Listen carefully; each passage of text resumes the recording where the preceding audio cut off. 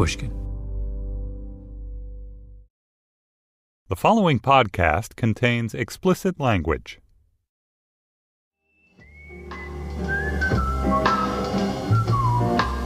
I knew a man, Bojangles, and he danced for you in worn-out shoes with silver hair. Sammy Davis Jr. was one of the world's greatest entertainers. He was Sammy, the way Cher was Cher or Elvis was Elvis. 5'5", barely, skinny as a pencil, oversized sunglasses, jewelry hanging off him like Christmas ornaments. He lived off nicotine and vermouth, never wore the same suit twice, made a fortune, died broke, that kind of life. Then he would lightly touch down. A singer, a dancer, a master impressionist with a famous, exaggerated laugh that unfolded in 3 acts. The eyes closed in delight, the full body convulsion, the 3-step stagger. In 1972, at the height of his fame, Sammy went to the Republican National Convention in Miami Beach, flew there on a private jet owned by an oil company, took a suite at the Playboy Hotel. On the opening night of the convention, he sat in the private box of the Republican presidential nominee, Richard Nixon. On his second night of the convention, Davis played a concert for the Republican youth, in a shirt open to his navel and skin-tight pants. He was halfway through his set when suddenly people started chanting, 4 more years. 4 more years! 4 more years! The cheers were for Nixon, fresh from accepting the Republican nomination. He was crashing the party. Davis held up his hand to quiet the crowd. Ladies and gentlemen, the President and the future President of the United States of America. Pandemonium.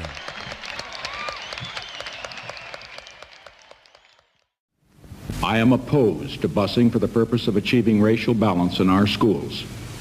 I have spoken out against busing scores of times over many years. Richard Nixon was, in 1972, the leading practitioner of what was known as the Southern strategy, the attempt to use racist appeals to win over Southern white voters to the Republican Party. He nominated 2 Southerners to the Supreme Court, men who were such committed segregationists and so deeply unqualified that the Senate wouldn't confirm them. In the privacy of the Oval Office, Nixon referred to black people as niggers and jigaboos. He did his best to delay the integration of American public schools. He once complained to one of his aides that the anti-poverty programs established by his predecessors were a waste of money because African Americans were genetically inferior. It was just 4 years since Martin Luther King Jr. was shot in Memphis, and the president seemed bent on reversing everything the civil rights movement had fought for. Black people in 1972 did not like Richard Nixon. That is, except for one of the most famous black men in the country, Sammy Davis Jr., who sat in the Nixon family box, performed at the Nixon coronation, and who crossed the stage and wrapped one of the most famously chilly and awkward of all presidents in a joyful, excited, loving hug. Let me read to you Will Haygood's description of that moment in his biography of Sammy Davis Jr. The public had rarely seen Nixon in such an embrace, even with his own wife. And Nixon, letting loose with a slow, widening grin, towering over Davis, wrapping his arms across his own chest so awkwardly and yet tenderly like some flushed teenage kid.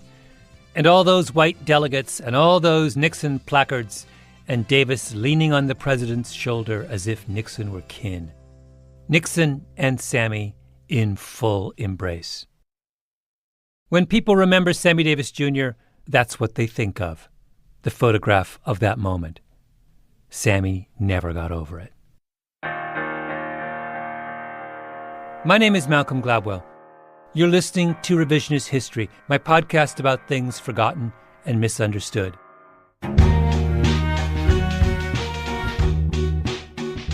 This episode is about Sammy Davis Jr. and what happened on that stage in Miami Beach. Because that moment raises questions about obligation and loyalty that still haven't been resolved. Or maybe have been resolved in the wrong way.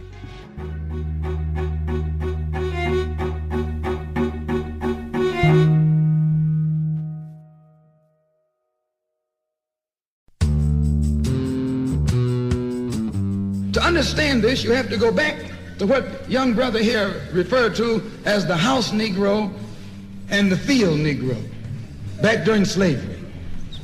In 1963, in Detroit, Malcolm X gave one of his most famous speeches. There was two kinds of slaves. There was the house Negro and the field Negro. The house Negro, they lived in the house with master. They dressed pretty good.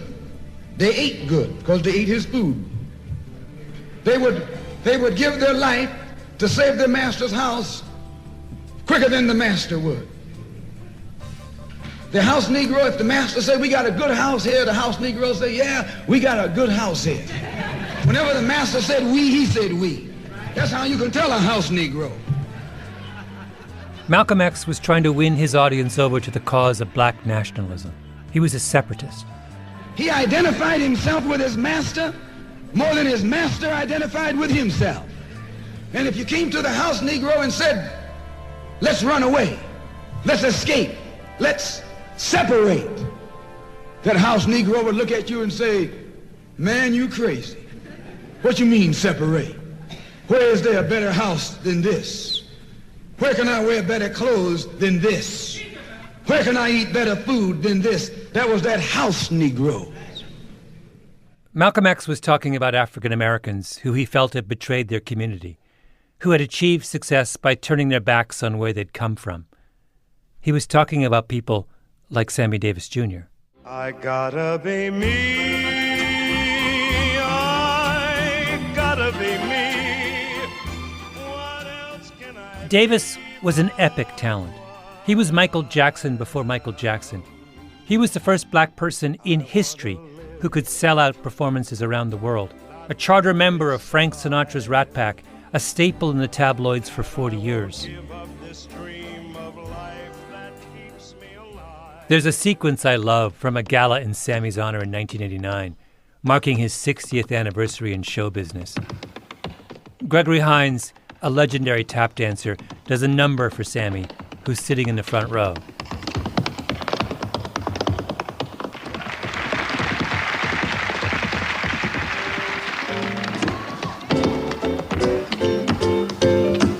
Stop time. Then Hines invites Sammy up to join him. Sammy's just had his hip replaced. He'll be dead from cancer within the year.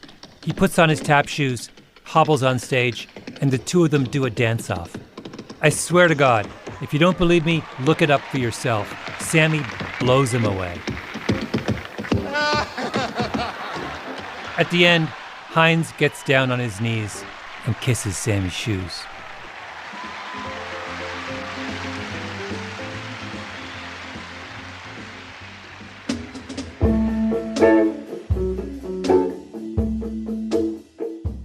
Davis was born in Harlem. He started playing the vaudeville circuit as a 3-year-old with his uncle, Will Maston, and his dad, Sammy Davis Sr. He never had any formal schooling or any childhood to speak of. The three of them traveled Jim Crow America, performing for white audiences in one hotel, then sleeping on the other side of the tracks in a colored hotel.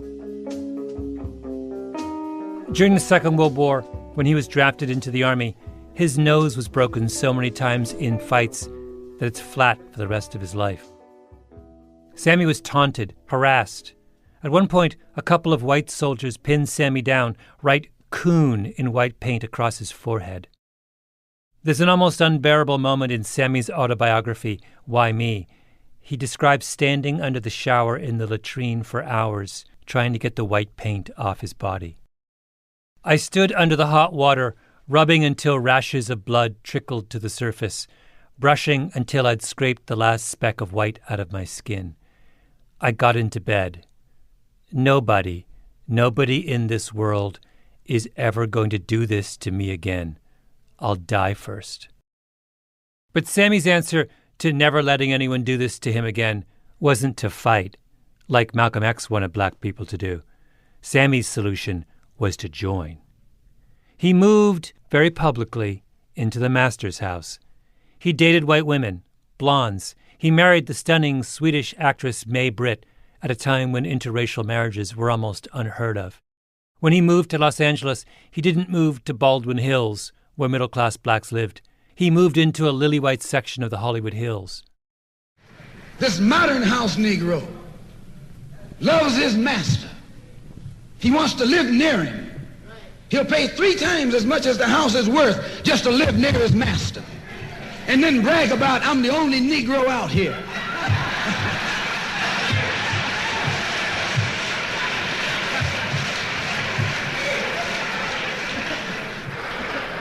I'm the only one on my job. I'm the only one in this school. You nothing but a house Negro.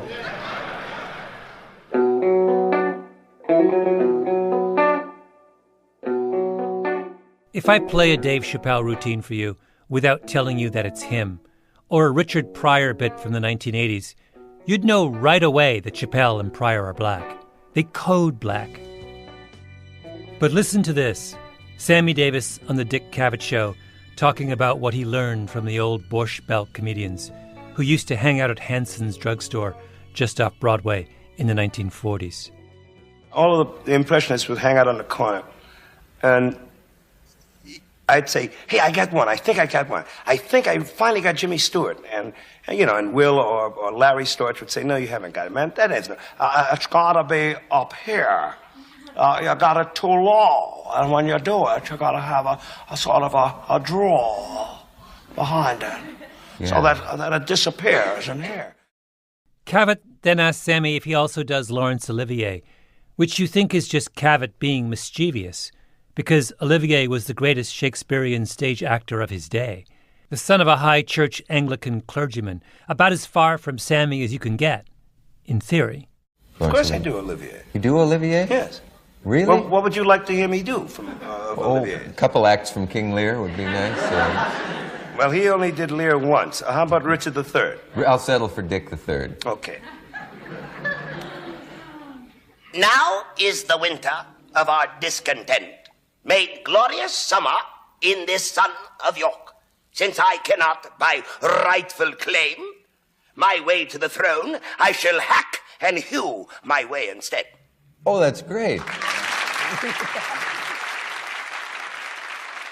If I didn't tell you that Sammy was black, would you know? He could as easily be white. He could be Jewish. In fact, he was Jewish. He converted. The lone black person at Temple Israel in Hollywood. Sammy's mind worked like this. Whatever it takes to survive, I have to do it. That's Will Haygood, Sammy's biographer. Now, many of my friends are Jewish, and they love me, and they support me. So that's interesting. I think I'm going to go to Israel. I think I'm going to become Jewish. And then I'm going to make some jokes about it. And I know people will laugh, but right now, in this moment, this is where my heart is.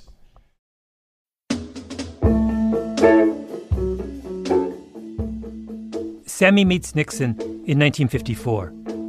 Nixon was the vice president at that point, and Sammy was playing the Copa when the Copa was the hottest ticket in Manhattan. So he got Nixon and his wife seats up front, and they never forgot it. Shortly thereafter, Sammy gets invited to the White House to visit Vice President Nixon. Now just think of that. A kid born poor who had been scuffling out on the road, who had been playing nasty-looking nightclubs, who never had a teacher, who never had classmates, all of a sudden sliding around the White House. They stay in touch. When Nixon becomes president in 1968, he asks Sammy to join a White House advisory council. When the gospel singer Mahalia Jackson died, Nixon asked Sammy to represent him at the funeral and sent a government jet. Nixon asked Sammy to go to Vietnam and entertain the troops. Sammy puts together a massive traveling entourage and plays his heart out.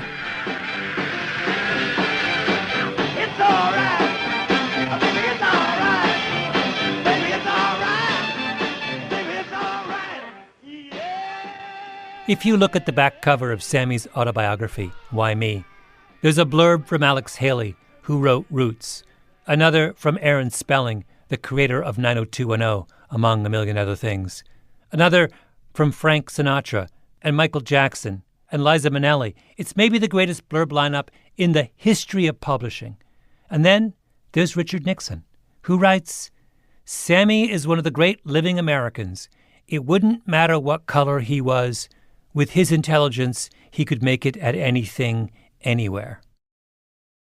It wouldn't matter what color he was? That sounds like something you would say about someone who comes from privilege, to flatter them into thinking they would have succeeded even without their privilege. It wouldn't matter if Mark Zuckerberg were an orphan from a remote village in the Himalayas. He's so smart he would still be a billionaire. It's totally nuts to say it wouldn't matter if he hadn't had those privileges about a black man born in Harlem in 1925 who never had any privileges. Sammy comes to Nixon pretending he isn't black, and Nixon comes to Sammy forgetting he's black. Their relationship is a kind of delusional post-racial fantasy.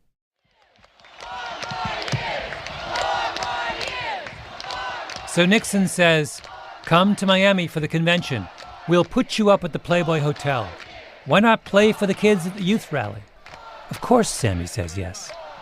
And Nixon stands in front of the crowd on national TV and starts talking about how Sammy's critics accuse him of selling out by being a Nixon supporter. Then Nixon says, You aren't going to buy Sammy Davis Jr. by inviting him to the White House. You're going to buy him by doing something for America. Nixon waits for the applause to die down. He's looking the other way. Sammy sneaks up from behind, wraps his arms around him. The hate mail Sammy gets over the next few months is so vicious that he hands over some of the letters to the FBI. Eartha Kitt comes up to him and hisses, Did you have to kiss him? Sammy is blindsided. He's desperate to salvage his reputation. He calls up Jesse Jackson, who every year has a big conference in Chicago for his civil rights group, Operation Push. I am somebody. I am somebody. In 1972, Jackson had lined up virtually every Motown and gospel star. The Temptations, Marvin Gaye, the OJs, Curtis Mayfield, Roberta Flack. Sammy says, I want to perform. Jackson says, yes. Brings him out on stage. I am here because I have come home as a black man. Disagree, if you will, with my politics, but I will not allow anyone to take away the fact that I am black. Now, that's all I can say, except that I would like to sing. But who is he kidding? It's September 28, 1972, a little over a month since he was hugging the enemy in Miami.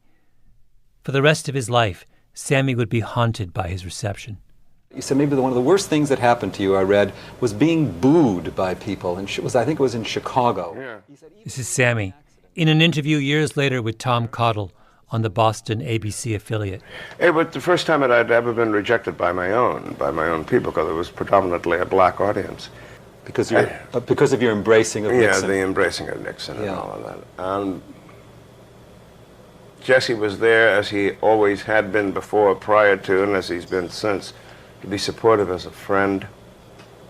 And I was about ready to run, or literally run off the stage, and he said no. And he made me stay, and he talked to the audience, and made me perform. And what did Sammy sing? Whether I'm right or whether I'm wrong. You can't make this up. Whether I find a place in this world or never belong, I gotta be me. I gotta be me. What else can I be? But the hurt of being booed was... I never want to experience that kind of hurt again. I want to live not merely survive. Afterwards, Sammy went home and got drunk. So now you have a 20th century type of Negro today. A 20th century Uncle Tom. He's just as much an Uncle Tom today as Uncle Tom was 100 and 200 years ago. Only he's a modern Uncle Tom. That Uncle Tom wore a handkerchief around his head. This Uncle Tom wears a top hat. Sammy sold his own people out.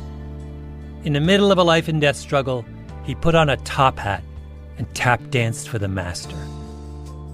And there's nothing so unforgivable as that, is there? Except, I'm not so sure.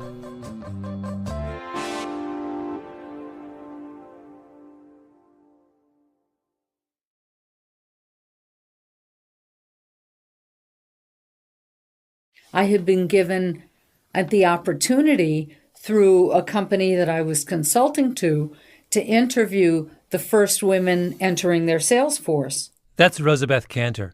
She's a professor at the Harvard Business School, talking about a research project she did back in the 1970s. It was for a big industrial firm headquartered at the time in New York City. They had a sales force of 300 people, all men, and they just hired 20 women. And so here was a batch of people who all had advanced degrees and were very technically talented, and yet they were walking into technical sales in a place that had never seen people like them before. The women were struggling. That's why the company brought in Cantor to diagnose the problem. She showed up with her notebook and began talking with the new hires. And after many interviews, Cantor tells the company, "The reason the women you hired aren't doing well is that you haven't hired enough of them. This isn't about the women and their abilities. This is about numbers." The company had its sales force spread across the country. A typical office was 8 people, which meant 7 men and only 1 woman. And Cantor's point was that it's really, really hard to be the lone woman in an office of 8 people. And I thought, that's really the issue. Are you alone, or are there many of you like you? Cantor wrote up her findings in a classic essay called Some Effects of Proportion on Group Life. Being the only one of your kind, she said, being a token, creates a special set of problems for both sides, for the majority and for the token. The women told Cantor that the minute they showed up in a room, the men on the sales team would become almost exaggerated versions of themselves, telling dirty jokes, war stories, being aggressive, as if the presence of an outsider reinforced what they all had in common. At the same time, the women felt their behavior changing. They felt scrutinized, not as individuals, but as members of their category, which left them self-conscious, uneasy. In one brilliant section of her paper, Cantor talks about the 4 roles that token women get pushed into: the mother, the pet, the seductress, and the Iron Maiden. They couldn't be themselves, not until the proportions of the group turned more in their favor. So you put that same lone woman in a group that has more women in it, and she can relax. She's not on the spot. She can be friends with some. She doesn't have to be friends with all of them. She can find things in common with the men. To fit in, the token has to pass a loyalty test. Cantor writes, "If tokens collude, they make themselves psychological hostages of the majority group. For token women, the price of being one of the boys is a willingness to turn occasionally against the girls." The token woman, in other words, is required to sell out her own kind. Required. That was the cost of admission to the master's house. Being one of the boys was not who they were. It was what they were forced to be. So why is Sammy Davis Jr.'s position any different? In his mind, he was pushing aside white, black for green, green being money. Will Haygood, Sammy's biographer. He started his career with literally, having to put food on the table to keep his daddy surviving and to keep Will Maston surviving. He did not want to let them go. And so who would Sammy talk to every day? Who signed his checks? White businessman. And who was in the audience in those Las Vegas nightclubs? Rich white people. Sammy does Laurence Olivier impressions because that's what white audiences wanted to hear. He becomes friends with Richard Nixon. And who is Richard Nixon? Richard Nixon is the political embodiment of those people in his Las Vegas audience. He didn't know the kind of judges who Nixon was appointing to the federal courts or to the Supreme Court. He didn't know Nixon's Southern strategy to divide and conquer. All Sammy knew was Nixon welcomed me wherever I was at. By the way, Sammy campaigned for John Kennedy 10 years before he campaigned for Nixon. But did Kennedy ever invite him to stay at the White House like Nixon did? No.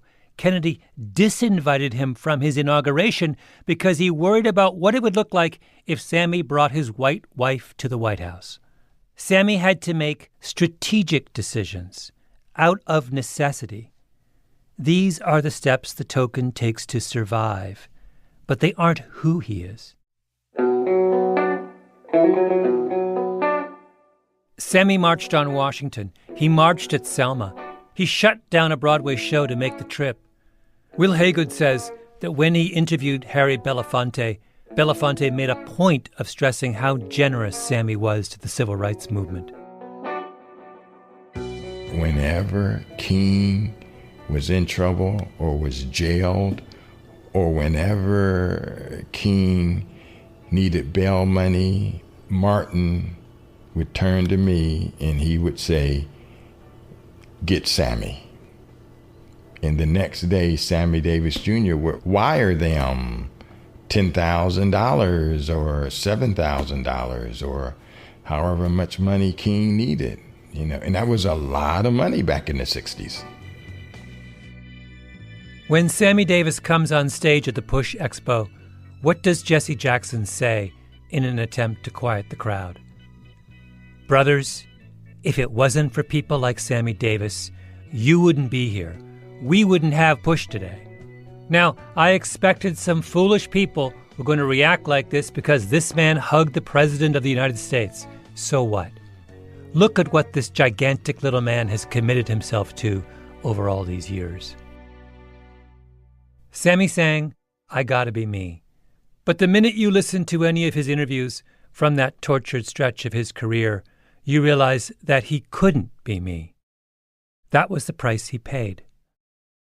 Was there a period, though, Sammy, where you felt, I must prove something to a certain group of people? They've got to know something about me. I guess the first 45 years of my life. You were doing just that? That's all I was doing. Ladies and gentlemen, from the celebrity room of the Grand Hotel, Dean Martin honors our man of the hour, Sammy Davis Jr., with tonight's guests, Freddie Prinze. First came the hug. Then came the booing at Operation Push. Then came the roast. And tonight's very special man of the hour, Sammy Davis Jr. The singer and comedian Dean Martin did a regular series of celebrity roasts from Las Vegas during the 1970s. They were broadcast on NBC on Thursday nights, national television. The featured guests were a who's who of that era: Muhammad Ali, Ralph Nader, Frank Sinatra, Truman Capote. It was a ritual of comic humiliation. The guests took their medicine. The country watched in mock horror. In April of 1975, it was Sammy Davis Jr.'s turn. At the microphone is the host, Dean Martin of Rat Pack fame. Big, tall, handsome guy. His shtick was that he always pretended he was drunk, even when he was. And in recognition of one of the great black men of our time, even the NBC peacock is wearing an afro. Why does Sammy agree to this? For the same reason he hugged Richard Nixon. Because the world represented by the roast was the world Sammy has been trying his whole life to join. It's the club. And what is a celebrity roast? It's a ritual of initiation. The target of the roast agrees to be roasted because being roasted is proof that you belong. Only what does this roast prove? That Sammy isn't one of them. The first booking he got was in Atlanta. As Sammy stepped off the plane, he was met by the governor and a rope. Even the Ku Klux Klan took notice of Sammy. They voted him most likely to be next.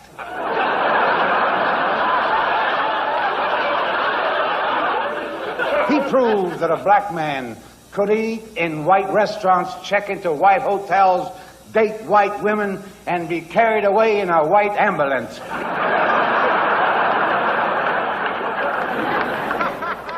Then Dean Martin pretends to read telegrams from well-wishers.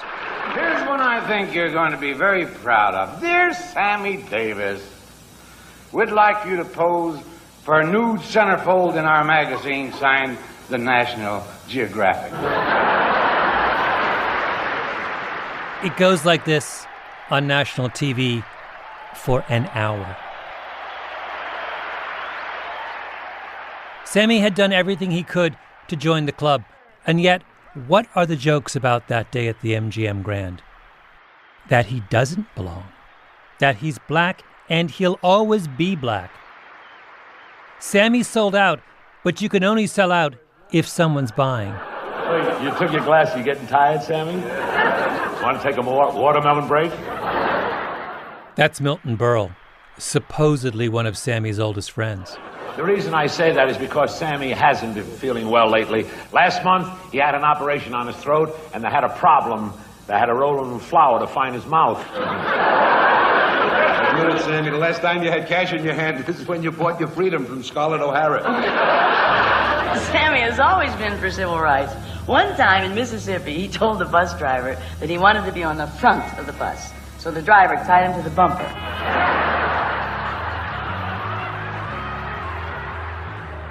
Next up, Foster Brooks, a man with a brief moment of celebrity based entirely on his ability, born of experience, to impersonate a drunk. Sammy Davis had more talent in his pinky finger than Foster Brooks. But Sammy isn't a member of the club, and Brooks is. Mr. Davis, you are a great performer. The excitement you create in an audience is incredible. There they sit, spellbound, wondering if someone in your entourage is ransacking their room. Cut to Sammy cracking up on the dais, then giving Brooks a big Sammy-style hug, arms wrapped around him. Dancing for pennies to that magnificent moment when Frank Sinatra phoned down to the lobby and said, "Send the colored kid up to dance while I shave." Remember what Rosabeth Cantor wrote? For token women, the price of being one of the boys is a willingness to turn occasionally against the girls. And then she writes a line that I couldn't stop thinking about as I watched that roast. Tokens thus find themselves colluding with dominance through shared laughter.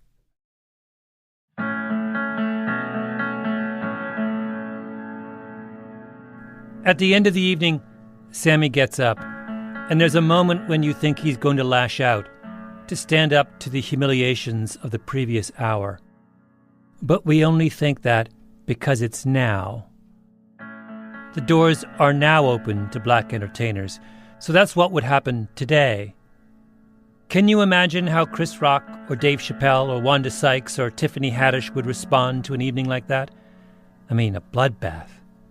But Rock has Chappelle, and Chappelle has Sykes, and Sykes has Haddish, and 100 others. And when you have numbers, you have power. But Sammy was the first. He didn't have numbers. It's the second generation that gets to defend itself, not the first. Thank you. I would First of all, I'd like to thank a man that I love very, very much for giving me this honor, Mr. Dean Martin.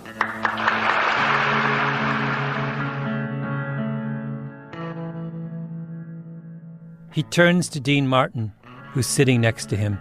Dean Martin reaches up and places his hand on top of Sammy's. One of the great joys of being 45 years in this business is to have people who love you make fun of you. That is one of the great joys, because the day they don't make fun of you, that means they don't give a damn about you. The token succeeds at the cost of his own dignity. I thank you. That's it. Thank you very much. Mr. Sammy Davis Jr., ladies and gentlemen.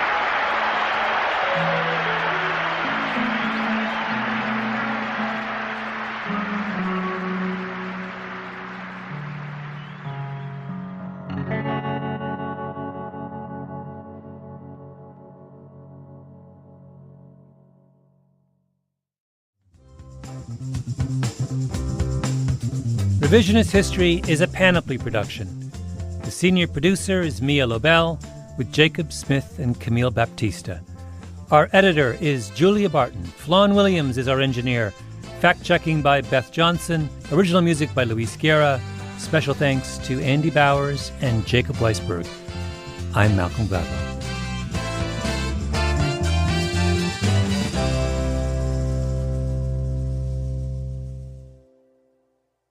And on stage, we can see a manager who seems to be waiting for the president and waiting to get signals when Mr. Nixon will arrive here. He keeps looking at Sammy Davis Jr. with a very forlorn look, shaking his hand, saying, no, he's not here yet. So we continue to stand by. The young people here have not run out of enthusiasm. And certainly, once again, we are seeing that young people of this country may differ on politics. They may be Democrats or Republicans, but when you put a fast, hard beat to music, that is the universal song of politics for the young people of this country.